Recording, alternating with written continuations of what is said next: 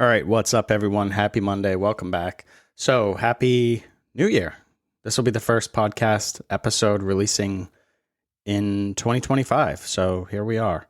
Just me today, solo, because sometimes that happens. Things get mixed up, schedules get mixed up, but we're going to continue. I want to continue with part 2 of planning your new year. And I want to start with an opening take, which I think I've used before. I might have even used it last week. If I don't remember, but either way, you got to be prepared for whatever is going to come at you. So you can be the best at creating lists and creating plans and execution, but the universe, every once in a while, sometimes more often than not, is going to throw you a curveball and things are going to fall apart. So a couple of quick stories. Last week or 2 weeks ago, whenever it was, we lost power. So where we live, for some odd reason, we lose power pretty frequently. So it was a super windy day. We were having not a storm, but sort of like a windstorm. And our power went out. And I thought, no big deal. I got a text message that said power should be restored by whatever it was. Maybe it was 2 o'clock, 2:30, something like that. And we keep a snake. We have a ball python in our home, and snakes need warmth. They can't be cold for too long or they can have serious, health issues. So we're responsible for that. So I thought, we got an hour or two. It's warm in the house, so it should be fine. I get another text message around 2:30 or 3. It was like a half an hour after the power was supposed to be restored. And it said it was going to be out until 6.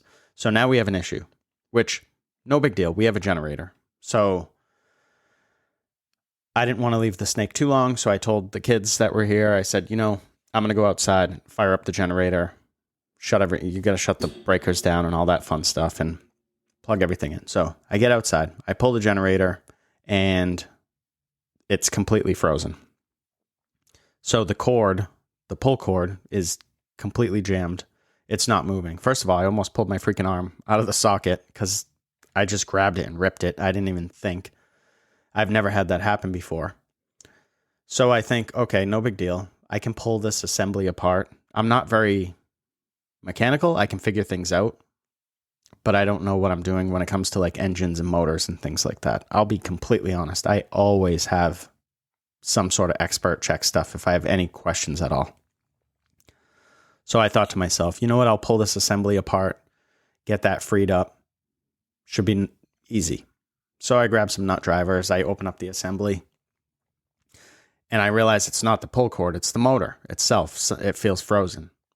So I think, all right, I already have this kind of open. Let's see what I can do. So I get it finally spinning. And I think to myself, because I have no clue what the issue is, but I think my plan's working. I'll put this back together and fire it up. So I put it back together and I fire it up. And I let it run for a few minutes, maybe like 5 minutes before I plug everything in just to make sure everything's going. And so I step away and my dog was outside. So I was checking on him and I was like, oh, I can throw the ball with him for a few minutes or whatever, right? Kill a couple minutes. Before you know it, my whole driveway, my driveway is probably like 125 feet, 150, something like that. It's pretty long. I can't see the road. There's a wall of smoke, just this huge, thick cloud of smoke.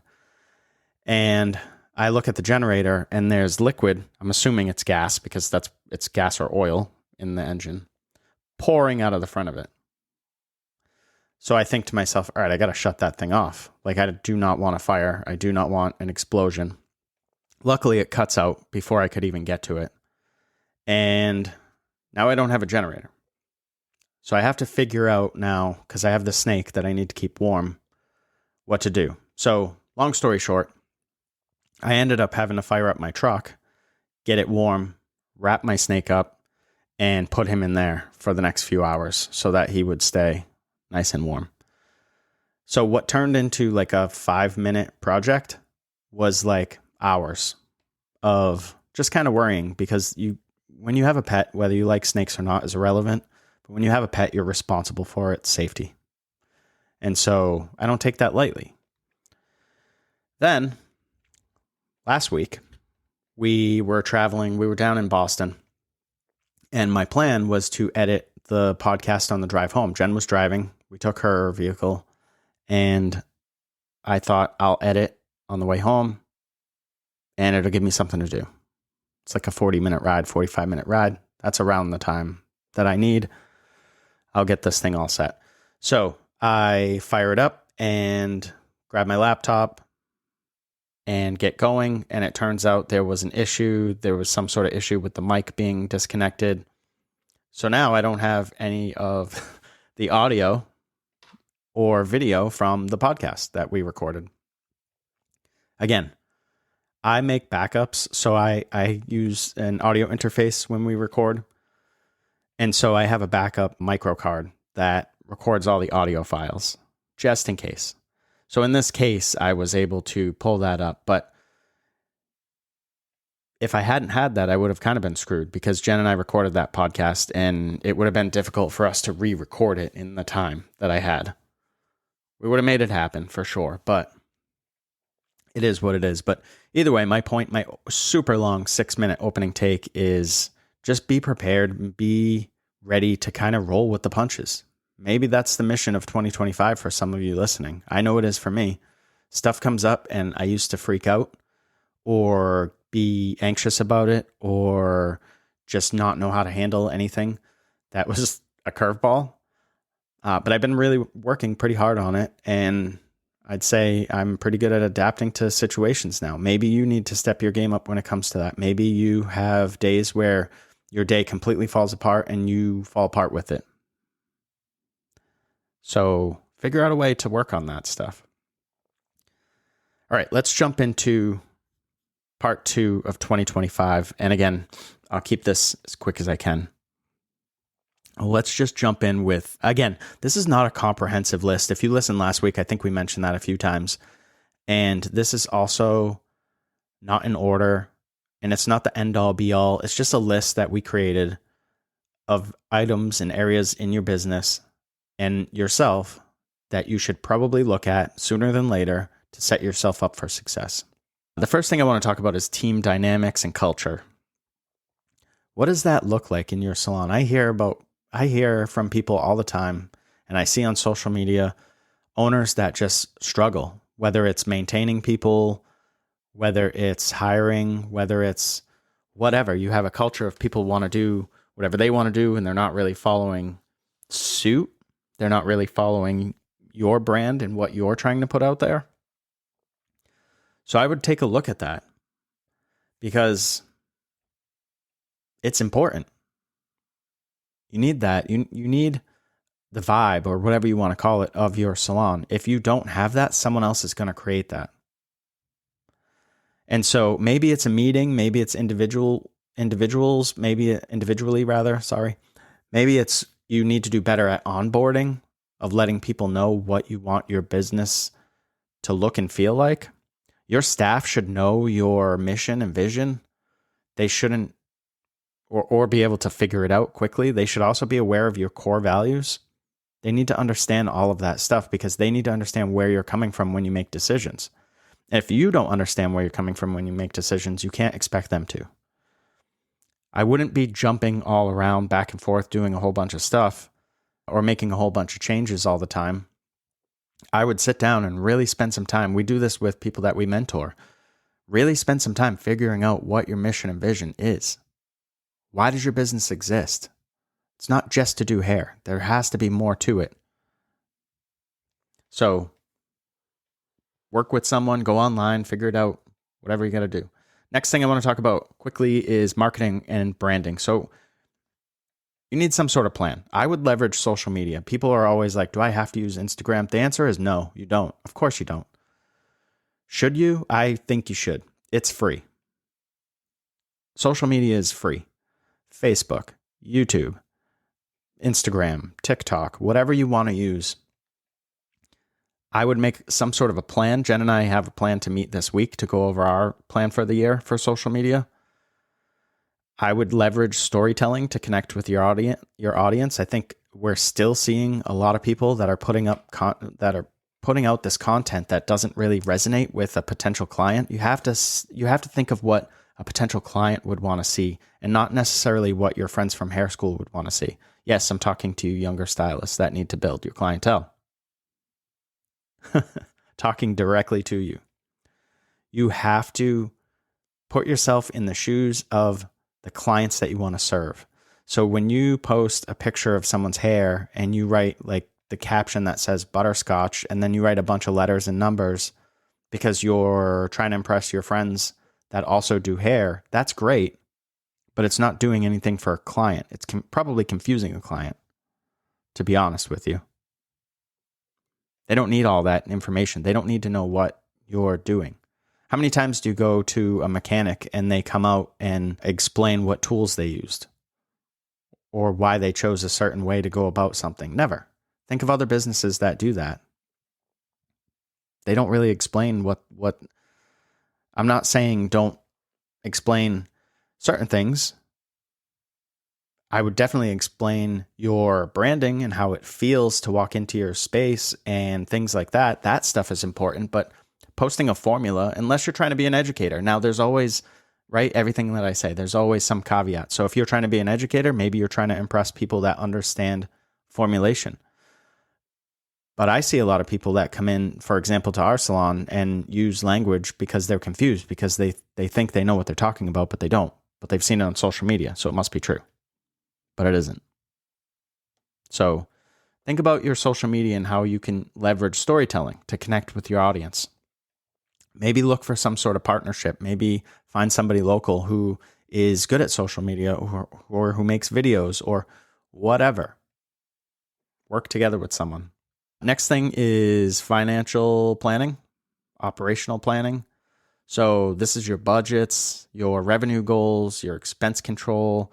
A lot of this stuff is, I think we mentioned a SWOT analysis in the first episode. If we didn't, forgive me, look it up. Strengths, weaknesses, opportunities, and threats.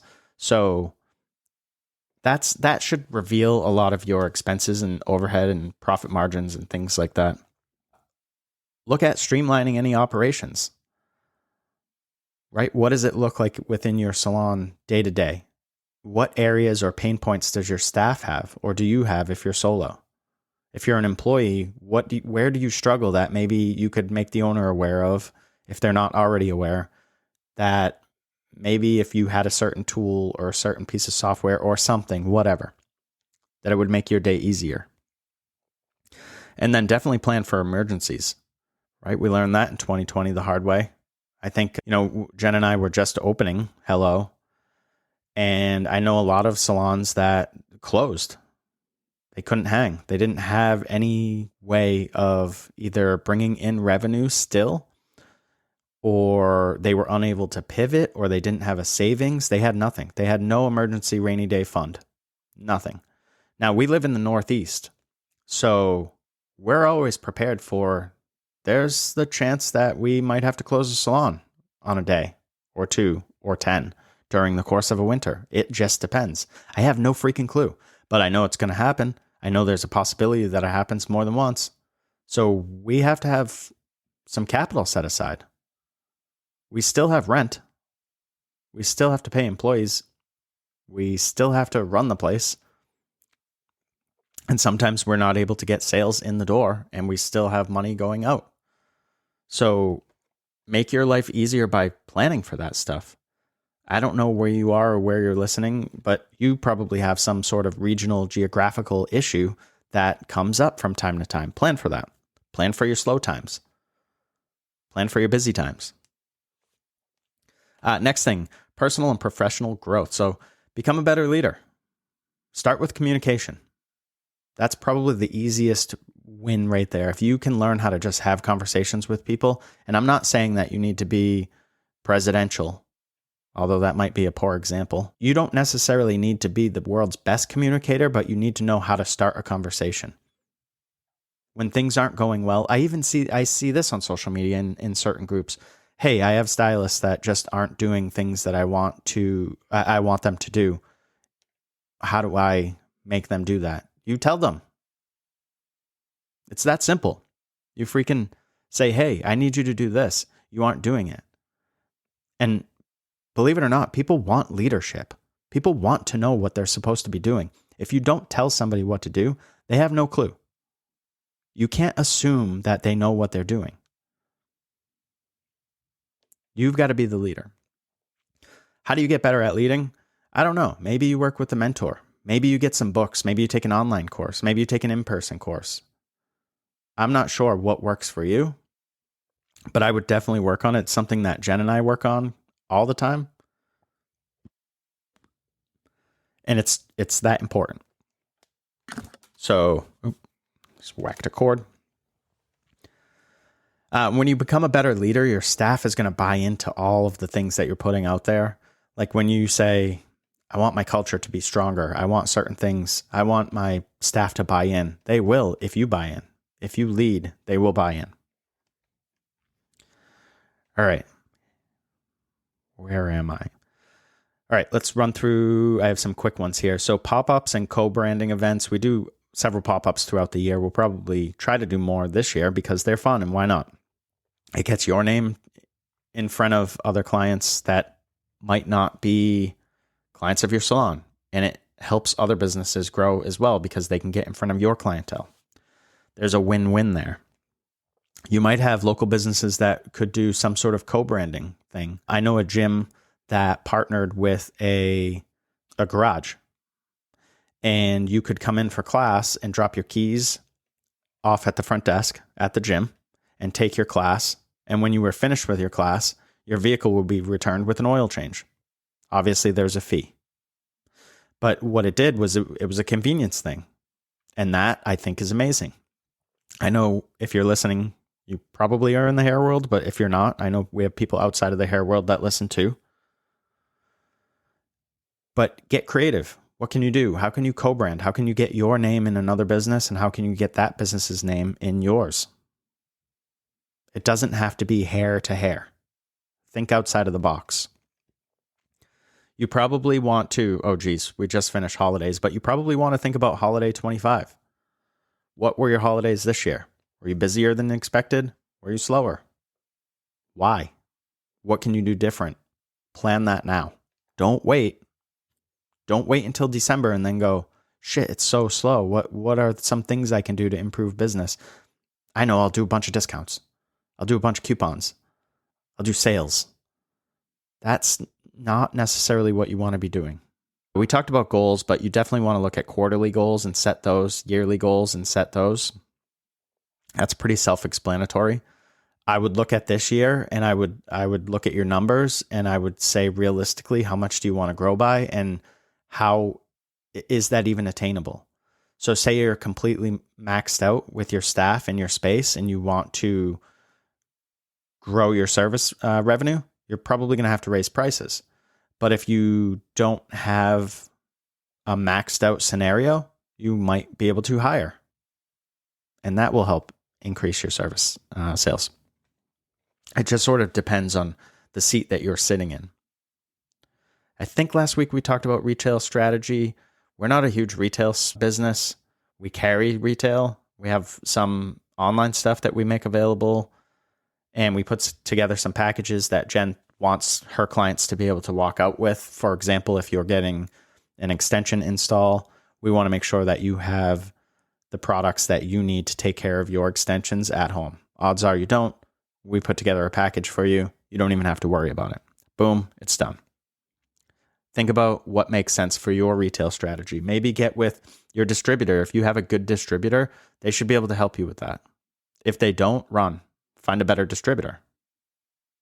Reach out. I'll let you know who we use.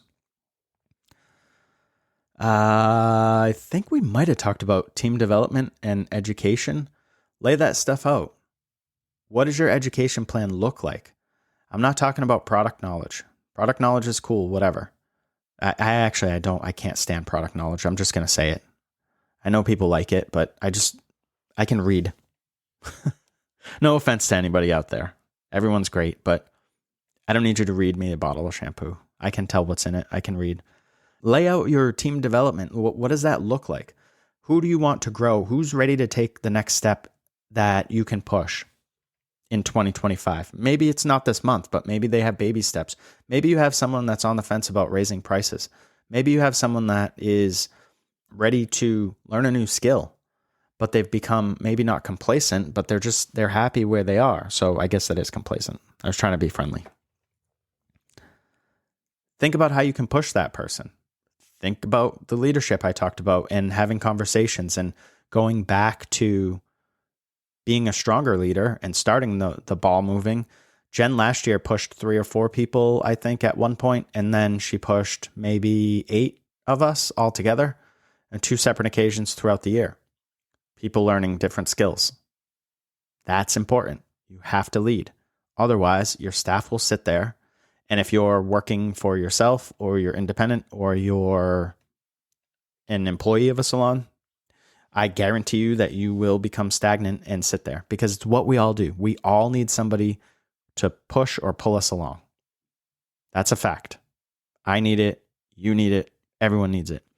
If you're like, I don't need that, I'm good at pushing myself, you need that. You're wrong. You're lying to yourself. You need it. Sorry if that sounds harsh, but it's just the reality of it. Almost done here. Operations we talked about in technology. What sort of things can you look at to maybe make your life easier within your business? Do you have a color management software? If you don't, you should. If you don't have booking software, you should. It's 2025, people. Get with it. That whole, what if a client books the wrong thing? Like, yeah, what if a client goes somewhere else because you don't offer a basic thing like online booking? Think about it. The pros far outweigh the cons. And it's amazing, but we still talk to people. Jen talks to people all the time because she educates. She talks to people all the time that do not have online booking. And it's wild to me. But here we are, 2025. What about sustainability and impact? So this is something you might not be into. We're into it. We try to do what we can for the environment, right? We have our color management software. We have ways to conserve energy. We have ways to conserve water. We have ways to make our color go further. We have ways to put less color down the drain. We use sustainable products. We have, paper towels and toilet paper and those things that are from recycled bamboo and that give back to places that need water. And we try to do the little things throughout the year to make an impact on the world. You have a business, or even if you're an employee, there are little things that you can do to make this world better. Why not do them? They're really not that difficult. And I'll lump in community with this. So we do drives several times a year where we get truckloads of clothing that we donate, and we make sure that it goes to a reputable place that gets it to kids in need in schools. Maybe you have a different cause that you could find that gives back to the community somewhere.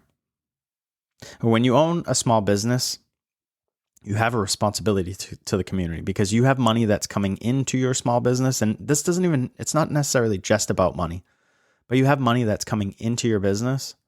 And then those dollars go out. Where are those dollars going? Are they going to local community? Or are they going to, the big stores, the global conglomerates of the world? And I don't care what your answer is. It doesn't matter to me. You do you. I'm not telling you what to do. Jen and I with this podcast are just trying to inspire people to think a little bit different about their business and to be successful and to stop following suit and doing exactly what everyone that's come before you has done. And it blows my mind. We'll see people, you see somebody leave a salon and they build a salon that's the same exact as the salon they left. So you weren't happy with what was going on, but you think if you make it go on that it's okay. It's fun and games for a little while. You'll have the honeymoon phase. You'll get that honeymoon phase. Sure. Might even last a few years. It's new and it's shiny. Everybody likes it. Until they don't. Until you get to the messy middle of owning a business. And the actual work comes in.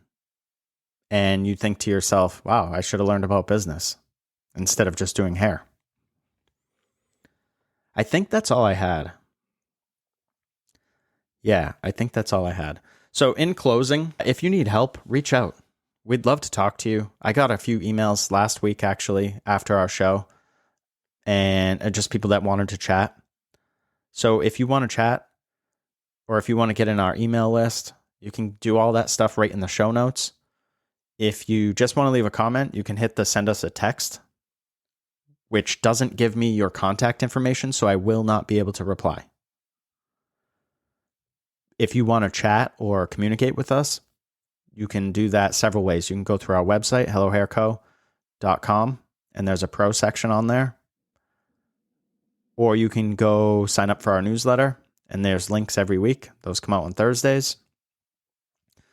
Or you can click connect with us in, or whatever it says, or learn more about mentoring or whatever in our show notes. And that's it. So happy 2025. Happy New Year. Hopefully you guys are rejuvenated from a holiday break. Hopefully you had an amazing time with friends and family. And hopefully you're ready to kick ass in 2025. If you need anything, please reach out. And I encourage you, get on our email list. It's been really good. I've been getting great feedback. And it's been nice to connect with new people too. So if you want to, even if you want to just chat, you're not interested in moving forward with mentoring, or maybe you are and you're not sure how it works, that's fine too. Just reach out. Like Jen always says, just reach out. That's the leadership thing to do. We help business owners. We help independent stylists. We have worked with people that are employees of other salons who are looking for more. They're not sure how to take their career to the next level, and they're reaching out to us because they're not confident in the leadership that they have in their salon. And sometimes it's about taking that to the owner and having conversations, and sometimes they move on from where they are. It happens. Hell, we've had people that have left the salon they're at and come worked with us because they happen to be local. So that's our goal, is to just help. And we'll hopefully do more of that in 2025. So thanks for tuning in. I'll talk to you guys, and we'll have Jen back next week. We should have time for everything. All right. Bye, everyone.